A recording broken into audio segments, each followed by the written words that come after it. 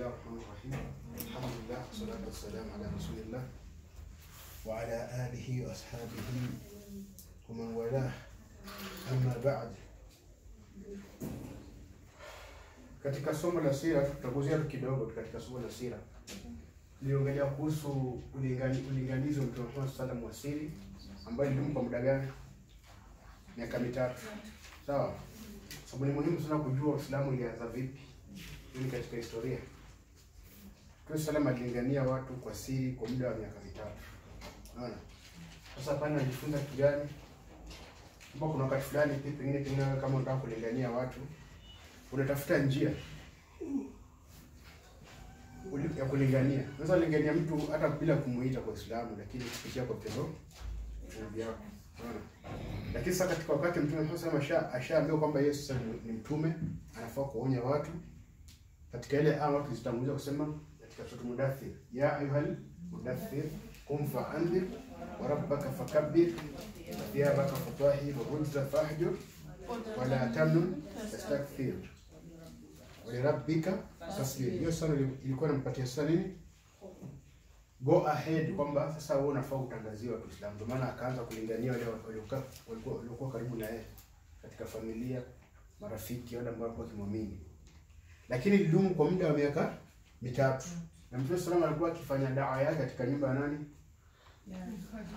Na kwa nyumba. Alichagua nyumba ya nani? Arkam ibn Abi Arkam. Unaona? Kwa kwamba dawa katika manyumba inafaa pia ihimizwe. Sio ati tufanye manyumba zetu zikuwe ni disco kama club. Unaona? Ukiangalia Arkam bin Arkam tunakuja kumsoma, lakini alikuwa ni mtu kijana tu bado. In early 20s. Unaona? Lakini Mtume sallallahu alichagua nyumba yake kwa ndio kituo ya kueneza Uislamu. Sasa sisi tunafaa pia tukopi hivyo, tuige. Sasa nyumba zetu pia acha zikuwe kama vituo vya dawa. Vituo vya kulingania wale ambao wanaishi pale. Sababu tunaweza kuwa na kazi ambayo si Muislamu ama majirani ama nani. Sasa hizi manyumba yetu tusijalie ziwe kama misikiti. Unaona? Tusifanye nyumba zetu zikuwe kama nini? Maklabu. Sasa iliendelea hivyo kwa muda wa miaka 3 na wakamuitikia katika dawa yake watukufu na pia watumwa. Miongoni mwa watukufu walikuwa ni kina Uthman bin Affan, na Abu Bakar radhiallahu anhu, Siddiq, tukasema jina yake hapo. Na tukaongelea fadhila ya Abu Bakar ambayo ni nyingi sana. Tuongelea tu kwa uchache. Unaona? Fadhila ya Abu Bakar ni nyingi sana. Na Abu Bakar akapia kalingania wengine ambao pia walikuwa na muumini wakaingia katika Uislamu. Sasa baada ya hapo Allah Subhanahu wa ta'ala anasema baada dhalika umira sallallahu alaihi wasallam bijahari biqaulihi ta'ala. Allah Subhanahu wa ta'ala baada ya hapo alimamrisha mtume wake sallallahu alaihi wasallam katika sura Hijr. Sura Hijr aya ya 90 ngapi? 4. Ndio fasda bima tu'mar wa a'rid 'anil mushrikin. Fasda, basi tangaza yale ulioamrishwa, ujiepushe na mushrikina na vitendo vyao. Unaona? Katika sura Hijr hiyo ni aya 94. Fasda bima tu'mar wa a'rid 'anil mushrikin. Jitenge kabisa na washirikina na vitendo vyao, lakini tangaza waziwazi yale ulioamrishwa. Hivyo ni amri ya nani? Ya Allah subhanahu wa ta'ala. Sasa baada ya hapo sana Mtume sana fasaida ala Safa, ikabidi akapanda kwenye mlima wa Safa. Kulikuwa na mlima pale unaitwa Safa. Sawa? Alipanda pale juu kisha akawa na walingania na waita. Sababu ukisimama katika mlima ukiita watu watasikia. Akaanza kuita yale mafuko ya Makuraish, sababu wako na clan zao. Banu fulani, Banu Fihr, Banu Mutalib, Banu Ali, akawaita. Na sasa walipokuja, baadhi walikuja, wale ambao waliposikia hiyo nida, kama alikuwa hawezi kufika, alikuwa anatuma mtumwa wake ama mtu anambia nenda kanisikilia habari nini inatangazwa kule. Sasa watu walijikusanya wote pale katika hiyo katika mlima hiyo. Kisha Mtume sana akamwambia nini? Sema naam. فلما اجتمعوا قال لهم هل تصدقونني fima ukhbirukum bihi, je mtanisadikisha kwa yale ambayo nitawapatia habari nayo? Aliulizwa swali la kwanza. Na fakasema faqalu, wakasema jami'uhum, yani wote kwa ujumla nasema miongoni mwao, naam, bila shaka tutakufanya nini? Tukusadikisha. Hiyo maana kusadikisha, kusadikisha ni kwamba chenye utasema sisi tutaamini kwamba ni ukweli, ni haki. Yani ni is true. We will believe in you. We believe in what you tell us. Sasa sema wenyewe, akasema ma jarrabna alayka kadhiban mundu nash'atika ila al'an, hatujashuhudia wala hajatokea kwetu sisi kuona uongo kwako wewe tangu umelelewa hapa mji wa Maka. Wenyewe wanasema hivyo kwamba nini, hatujawahi tokezewa kwako kuwa umesema urongo, hajatokezea kwetu kwamba wewe tushakusikia kusema urongo. Yani kuonyesha kwamba Mtume sallallahu alikuwa katika utotoni mwake alikuwa anajulikana pale Maka, hajawahi kusema nini, uongo. Akasema tutakusadikisha. Sasa Mtume sallallahu akasema faqala anqidhu anfusakum minan nar, ziokoeni nafsi zenu kutokana na nini, moto wa jahannam. Ziokoeni nafsi zenu kutokana na moto. Inni nadhirun lakum min adhabin shadid, hakika mimi Mtume hasa anasema kwamba mimi ni mwonyaji kwenu nyinyi kutokana na adhabu kali zaidi, kutokana na adhabu kali.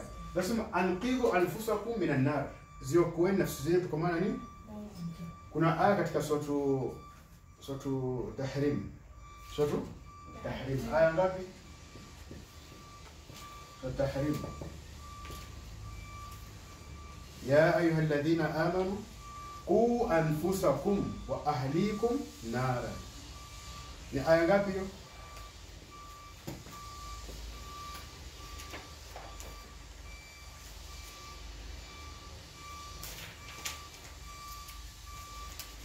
Ni aya ngapi?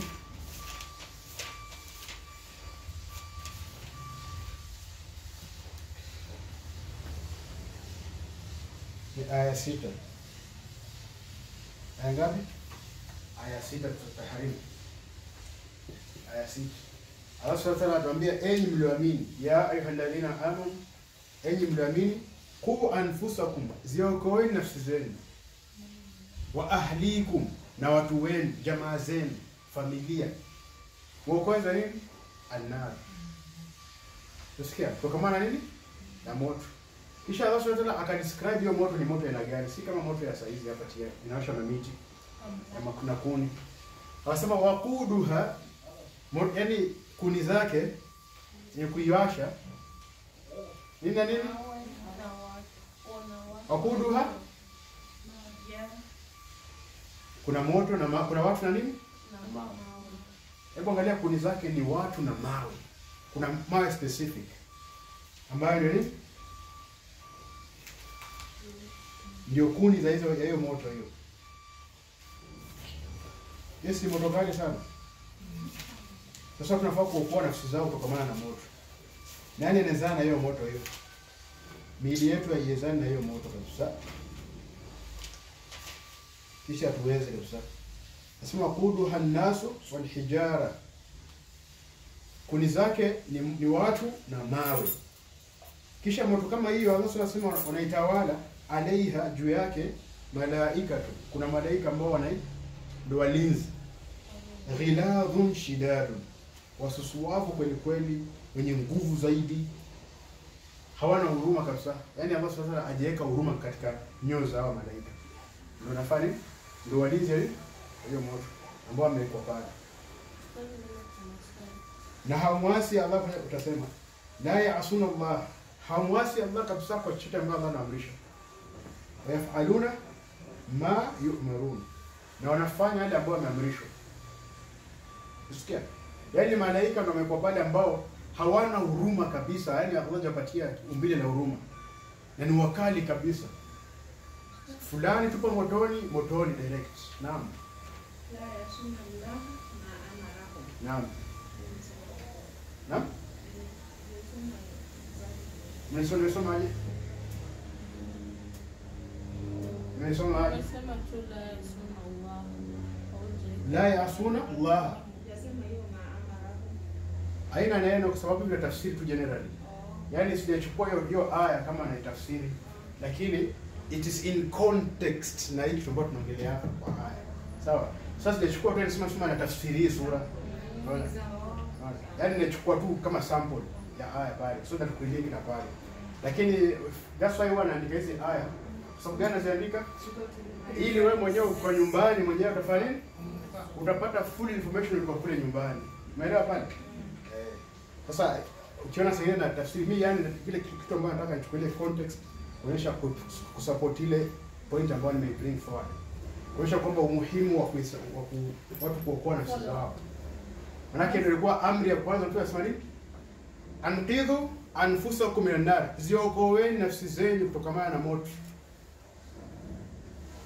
Kuonyesha kwamba moto ambayo mtume anaongelea pale si moto wa kawaida. Ni moto ambaye kwenye zake ni watu na nini? Na mawe. Sawa. Kisha akaendelea akasema faqala lahu ammuhu Abu Lahab. Ammi yake Abu Lahab akamwambia tabba laka ya Muhammad. Yaani uwe mwana kuangamia wewe Muhammad. Uangamie kabisa. Tabba laka ya Muhammad. Uwe mwana kuangamia wewe Muhammad. Ali hadha jama'atana. Ni kwa hili umetukusanya. Kwa hii maneno tumetukusanya hii. Yaani akadhalilisha ile maneno ya Mtume sallallahu alayhi wasallam kuonyesha kwamba tumetukusanyia hiyo. Kutuambia sisi tulikuwa na nafsi yetu na moto. Hiyo ndio kitu ambacho umetukusanya sisi wote, tunafikiria ni kitu cha jambo la kheri zaidi. Kushinda hiyo. Sasa alibelittle hiyo onyo Mtume Muhammad sallallahu alayhi wasallam. Unaona? Alafu sema nini? Fa anzala Allahu fi haqqihi surata al-Masad. Katika haki ya Mtume Muhammad sallallahu alayhi wasallam kuonyesha kwamba Allah Subhanahu wa ta'ala anamlinda mtume wake kutokana na yoyote yule ambaye atakuja kufariki kupingana na risala. Allah Subhanahu wa ta'ala akateremsha sura nzima, sio hata aya, sura nzima. Sura gani hiyo? Tabbat yada abi lahab wa tab, suratul Masad ambao unasoma hapo, suratul Masad. Nasema sura ambayo unasoma tabbat yada abi lahab wa tab. Mbona kuuliza sababu gani teremshwa, utasema nini? Matukio ya nini? Ya mlima Safa. Ndio pale. Kwa sababu kila aya ya Qur'an ama sura Qur'ani kuna sababu zake za kuteremshwa. Unaona? Ukisoma elimu ya Qur'an ndani yake utasoma masala ya asbabun nuzul, reasons for revelation. Ndio pale. Sasa katika reasons for revelation, one of them, so Masad ni kwamba iliteremshwa baada ya ami yake Mtume Muhammad sallallahu alaihi wasallam, Abu Lahab. Abu Lahab alikuwa na jina lake, lakini unajua kwamba hizi malaka ambao alikuwa anapatiwa zilikuwa zinashika sana mpaka mtu hawezi kujua jina lake ile ile, lakini jina lake iko aitwa Abu Lahab. Aitwa Abdul Uzza, kama hiyo. Takuja kufuatilia, nakuja kupatia jina lake full inshallah siku moja.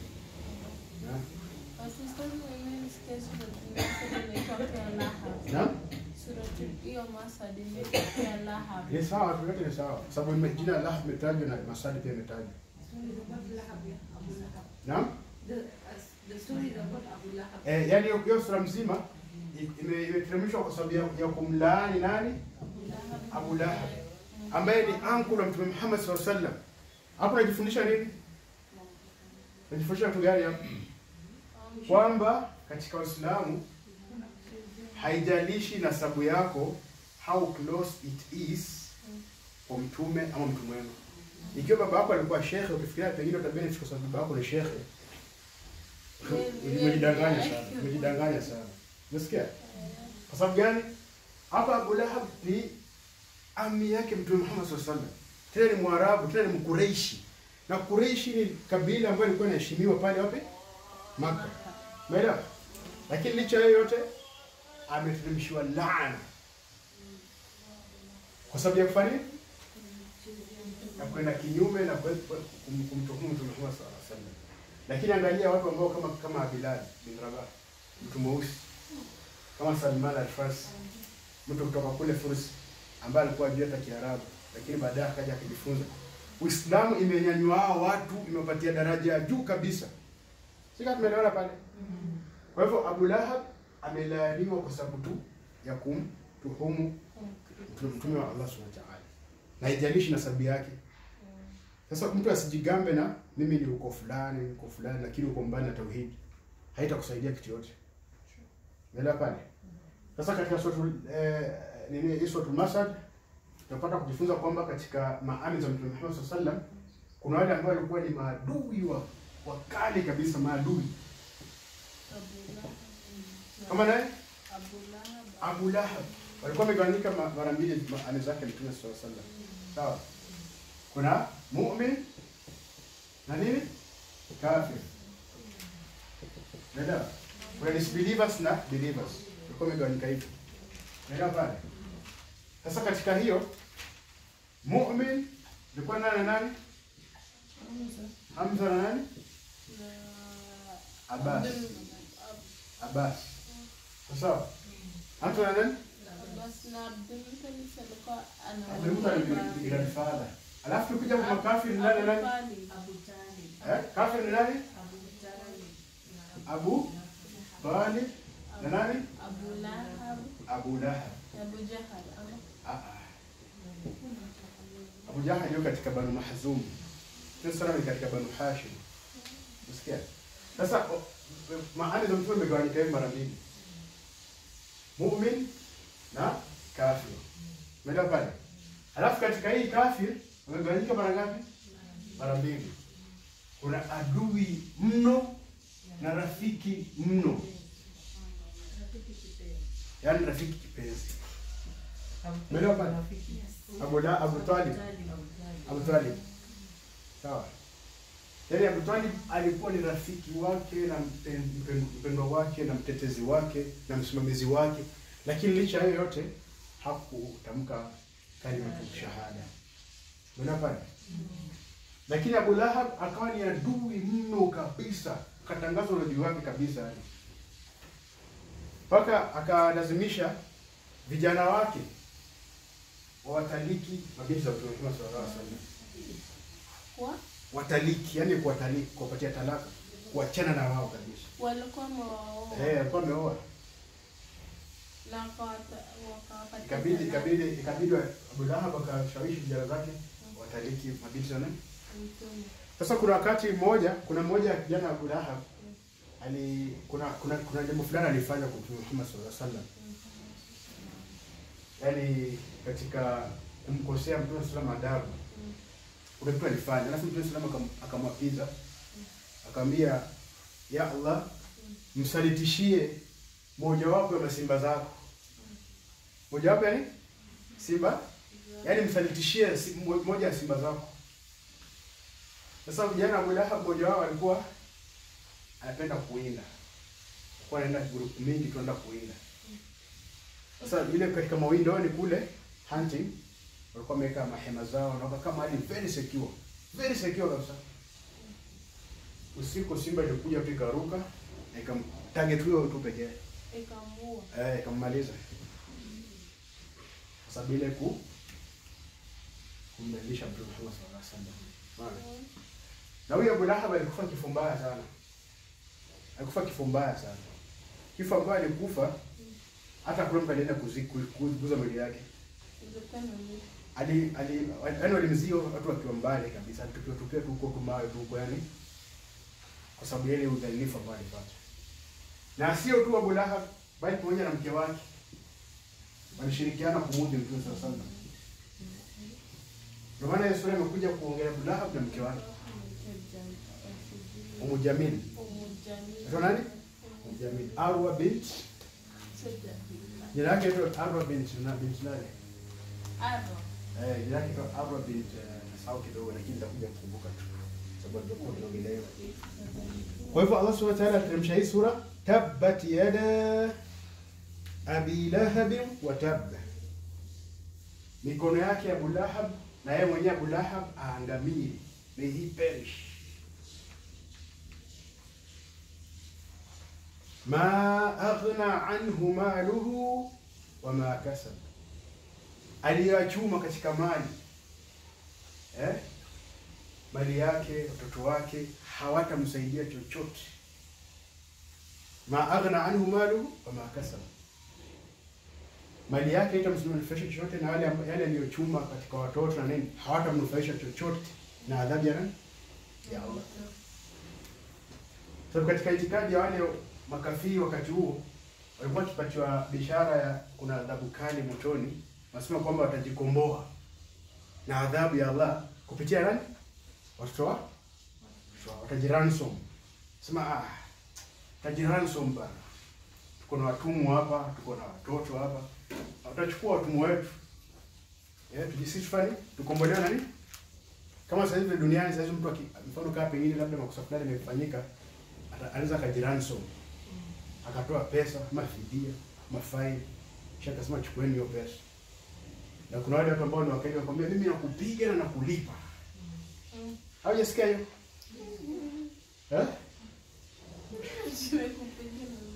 Na kupiga na ukipeleka mbele na kulipa. Sasa tuko na pesa ya kujitetea. Sasa mali yake na watoto wake hawatamnufaisha chochote. Alafu kisha Allah akasema wa mraatuhu, na mke wake hamalatal hatab, mwenye kubeba kuni. Mwenye kubeba nini? Kuni. Hamalatal hatab. Sasa katika hiyo tafsiri kubeba kuni kuna mwanachuoni Uthaymin wazi yakosea, anatafsiri kwamba hiyo ni kinaya kuonyesha kwamba kazi yake kubwa ilikuwa ni kutembea na udaku kwa wanawake katika zile vikao za wanawake. Aenda kwa Muhammad huyu ni mtu yatima kwa hivi, yani kumsema vibaya katika zile makundi za wanawake. Unasikia?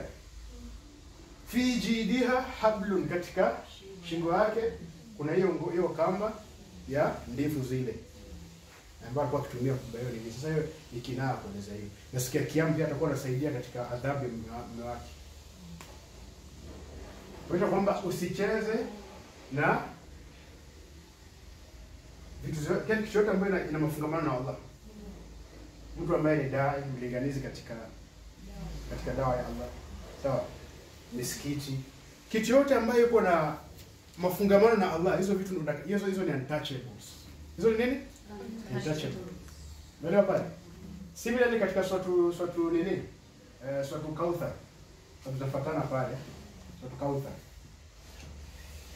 Wakati Mtume Muhammad sallallahu alaihi wasallam alipopoteza watoto wake vijana wavulana, Quraysh walifurahi sana, wale mashirikina walifurahi sana.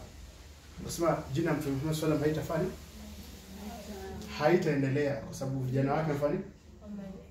Walikuwa wajua Arabu walikuwa wanatukuza sana kisasi kinajirudia. Sana. Mela pale. The sons died before he died, yeah? Yaani watu wa vijana walikufa wadogo. Kabla ya wadogo kabisa, wamezaliwa tu mwaka moja mbili akufa. Vijana wake watu wadogo walikufa katika udogoni. Au kugroa kabalera. Isipokuwa wasichana. Hassan na Hussein alikuwa ni watoto wa mtumbu. wajukuu kutoka Fatima. Hassan na Hussein wajukuu wa Mtume Muhammad sallallahu alaihi wasallam. Sawa. Sasa watu wa vulana Mtume Muhammad sallallahu alaihi wasallam walipoaga, Makureshi wakafurahi sana, wakasema huyu ni abtar sasa. Abtar yule mtu ambaye amekatwa katika jamii. Bwana. Lakini sasa pale sasa akamteremsha hii kuonyesha kwamba anafanya amempatia baraka nyingi sana za Kauthar. Kuna mtu anaitwa Kauthar katika janna. Na kisha sema inna shani'aka wale wanaokuchukia wewe ndio wamekatwa katika rehema ya Allah. Sasa ukiangalia pale katika hizo sura mbili unajifunza kwamba kitu yote ambayo inafungamana na Allah, hizo vitu ni untouchable. Kwa sababu Allah Subhanahu wa Ta'ala atavilinda kwa njia yoyote ile. Na angalia mtu yote ambaye anamtuhumu yote ya wadai. Mfano kama Qarun. Qarun aliishi wapi? Ishaelezea kuhusu kisa cha Qarun. Alikuwa ni nani yake? Alikuwa ni ibn ami wa Musa.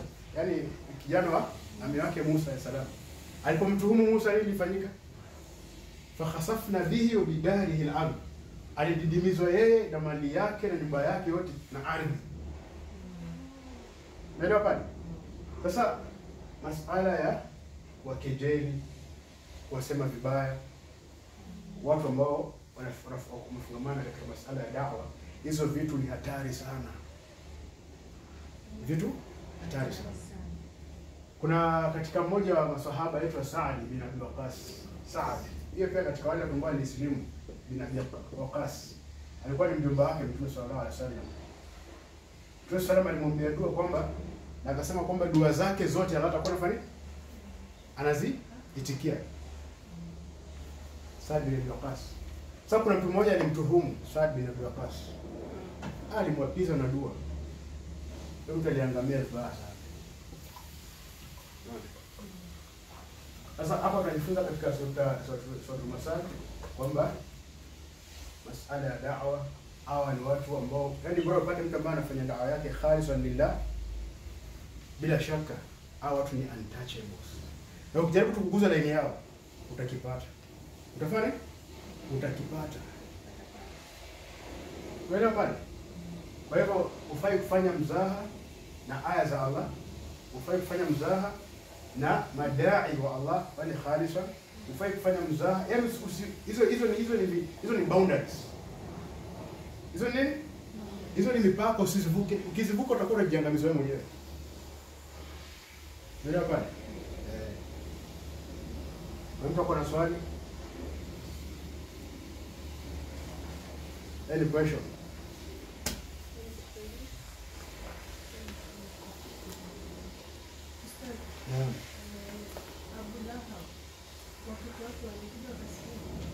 Hawakusilimu. Walifuata baba yao. Na basi mbona walioa watoto wa Mtume? Hiyo ilikuwa ni kabla ya utume, kabla ya risala. Mtume alikuwa na watoto kabla ya utume. Alimuoa Khadija akiwa na miaka ngapi? 25. Alafu alipata utume miaka ngapi? Alikuwa na 40. Sasa ile difference ya how many years? Ndio pale. Kwa hivyo ile kitu ambayo kwa wazi. Any question? Naam? Abu Talib sasa kuna vijana wake karibu wote walikuwa Waislamu, almost wote. Jaafar aliuawa katika vita vya Muta, napokatwa upanga kabisa. Alikatwa hii mkono, akakatwa hii mkono, akakatwa katikati. Ni yeye tu wa shahada. Nani? Abu Talib, kwa sababu Ali radhiallahu anhu alisilimu kama kwa mdogo kwa nyumba ya Mtume sana. Jaafar ndio huyo katika vita vya nini? Kwanza yeye alikuwa miongoni mwa watu wa kwanza kuhamia Habash, Ethiopia. Jaafar ndio yule alikuwa anakatwa kisasi. Yule alikatwa katika vita vya Muta. Lakini Allah sasa alimuonyesha Mtume sana kwamba mpatiwa mbawa mbili. Kuruka popote anapotaka. Watu ambao wanauawa katika jihad hawajakufa. Sisi tunao tumekufa lakini hawajakufa. Sababu yeye mwenyewe ashatuambia, wala tahsabanna alladhina qutilu fi sabilillahi amwat. Usihesabu kwamba wale ambao wamekufa katika sabilillah ni maiti. Bal ahya'un inda rabbihim yurzaqun. Wako hai mbele ya Allah, wanaruzukiwa, wanakula popote. Miili zao zimewekwa katika, yani Allah amebadilishia mwili katika fomu ya ndege. Sasa wanaruka popote wanapotaka kule katika arshi kule, wanakula wanataka nini. Alafu Allah anaweza mnatamani nini? Sema tunatamani turudi katika dunia, tupigane tena tuuawe, tena turudi, tena turudishe, tupigane tuuawe, tena turudi. Sasa anasema mtu akishatoka huko arudi huko. Lakini acha Allah Subhanahu wa ta'ala akafanya akareveal katika Qur'an kuonyesha ile hali ambao wako ndani yake.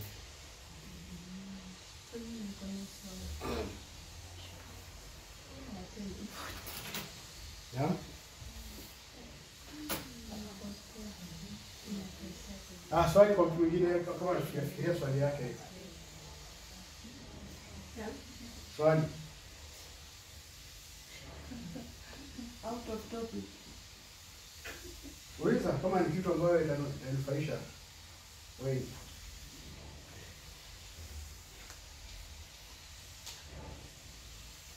Alafu angalia time. Leo katika nchi yetu kuna msiba ya baba.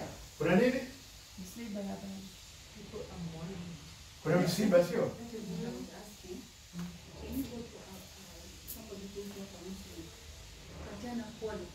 But you know them, they have to hold. Sasa inakuwa ni kama, because you know how you want to, it's very hard to explain to them that mwanamke kusalimiana kwa mkono. Sasa utapatiana pole hadi. You know, sometimes they come like this, you can't say. Unajua kuna vile to avoid it. Unamwambia tu wazi. Unamwambia tu. Unamwambia tu wazi. Unamwambia tu wazi. Ataelewa. That's what I wanted to know. That's why I'm asking the question. Ujai kuona hata wacha sio Waislamu, hata Wayahudi, the Jews, wanawake wao kupatia mkono. Ukiangalia hata Wahindi sana sana, wanawake wao kupatia mkono. Wanafanya tu hivi, wanafanya tu hivi. Baliani, Wanafanya tu hivi. because that is their greeting. No, baliani, because that is their greeting. Sasa mbali na greeting tu, sisi tuko na mipaka. Kwamba unajua kwamba wewe mwanamke wa Kiislamu hufai kushika mkono wa mwanaume mwingine ambaye ni ajnabi. Sasa kitu ufanyaje? Salama anapiga salamu ambia shukrani. Nachikia lakini usimguze mkono wake. Sasa mtu salama yeye patia mwanamke wake mkono hivi. Sasa hukumu hapo ndio ndio. Ukishafanya hivyo, yani by mistake, yani ndio sasa vingine ina happen, it happens. Sasa unaulizia kama mfano sasa ushapeana mkono. Unataka ufanye nini? Si wewe yame ameshakuja na mshamdrink. What are you supposed to do next? Wewe unasema kitu ambacho mwenyewe serious day. Sawa. Mimi nikienda shuleni huko niko na walimu wa kike wengi.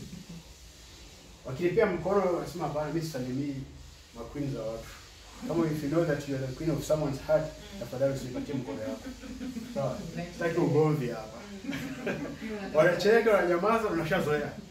Bora. Sasa unajua wakija tu nasalimiwa wanaume au wanajua wanaweka mkono kama ishakuwa well known. Sasa ni kitu ambayo is easily acceptable. Naelewa. Nakumbuka. Hiyo mti imetajwa kwa Qur'an, shajaratu zakum ni ya jahannam ama ni ya janna? لا حول ولا قوة إلا بالله. شجرة شجرة أصلها في جهنم. Yenye kuna zake ni vichwa, sio vichwa, yani ni mfano wa vichwa vya shetani. Inna shajarata zakum ta'amul athim kalmughli yaghli fil butun, katika sura Duhan. Sura Duhan, sura Duhan utapata hiyo aiko pale.